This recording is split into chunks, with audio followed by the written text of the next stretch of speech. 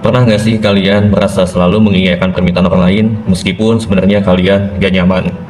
Atau mungkin sering takut buat bilang tidak karena khawatir orang lain kecewa? Nah, kalau pernah, kemungkinan besar kalian termasuk tipe people pleaser. Dan sayangnya ini bisa jadi masalah besar kalau kalian berbisnis. Jadi, people pleaser adalah seseorang yang selalu berusaha menyenangkan orang lain, seringkali dengan mengorbankan kebutuhan atau kepentingan sendiri. Dalam konteks sosial, mungkin ini terlihat baik, tapi dalam bisnis, ini bisa bikin kita kehilangan arah, atau bahkan bikin bisnis kita nggak berkembang.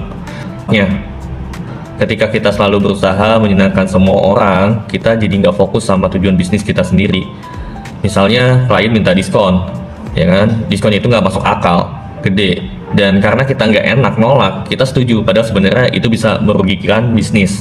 Atau ketika ada terlalu banyak revisi dari pelanggan, kita tetap mengiyakan meskipun itu melewati batas waktu dan biaya yang sudah ditetapkan. Ini semua bisa bikin kita kewalahan dan pada akhirnya bisnis kita nggak maksimal.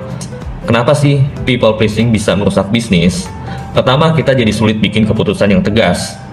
Dalam bisnis, keputusan yang cepat dan tepat itu penting. Kalau kita terus-menerus takut ngecewain orang lain, kita jadi terlalu lama mengambil keputusan. Kedua, kita jadi nggak bisa menetapkan batasan. Kita nggak bisa bilang tidak, sehingga klien, karyawan, atau mitra bisnis bisa mengambil keuntungan dari kelemahan ini. Dan ketiga, mental kita jadi lebih cepat lelah, stres karena berusaha menyenangkan semua orang, bisa mempengaruhi produktivitas dan kesehatan kita. Jadi gimana cara kita mengatasinya? Pertama, belajar untuk bilang tidak. Tahu batasan kalian dan tetapkan aturan yang jelas dalam bisnis. Ingat, kita nggak bisa menyenangkan semua orang dan itu nggak masalah. Kedua, fokus pada visi dan tujuan bisnis. Keputusan yang diambil harus berdasarkan apa yang terbaik untuk bisnis, bukan hanya demi menyenangkan pihak lain. Dan ketiga, ingat bahwa rasa hormat dan profesionalisme lebih penting daripada sekedar disukai oleh semua orang. Orang akan lebih menghargai keputusan yang tegas dan konsisten.